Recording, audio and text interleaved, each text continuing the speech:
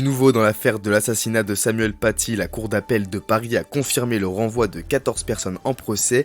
8 majors seront jugés devant les assises spéciales, 2 amis de l'assaillant pour complicité d'assassinat terroriste, 6 autres personnes pour association de malfaiteurs terroristes criminels. Enfin, 5 mineurs accusés notamment d'avoir désigné Samuel Paty à l'assaillant seront jugés devant le tribunal pour enfants, tout comme une 6e adolescente, elle pour dénonciation calomnieuse. Il s'agit de l'élève à l'origine du mensonge sur la teneur d'un cours de Samuel Paty, auquel elle n'avait pas assisté. Le 16 octobre 2020, l'enseignant d'histoire-géographie avait été poignardé puis décapité près de son collège du Bois d'Aulne à Conflans-Sainte-Honorine. Le terroriste avait été abattu par les forces de l'ordre.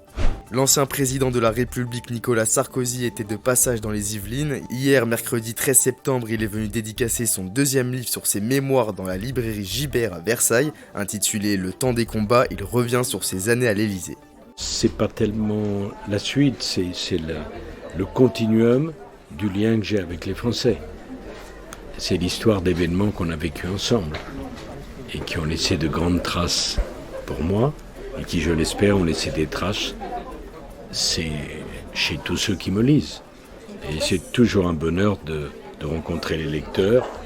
Les chauffeurs de bus Keolis ont lancé une grève illimitée depuis mardi dernier. Ils bloquent l'entrée du site de Montesson. Leur principale revendication, la réhabilitation de leurs primes d'intéressement et de participation supprimées depuis 2022. Ce mouvement impacte plus d'une dizaine de lignes. Sur 90 chauffeurs, 8 seraient non grévistes.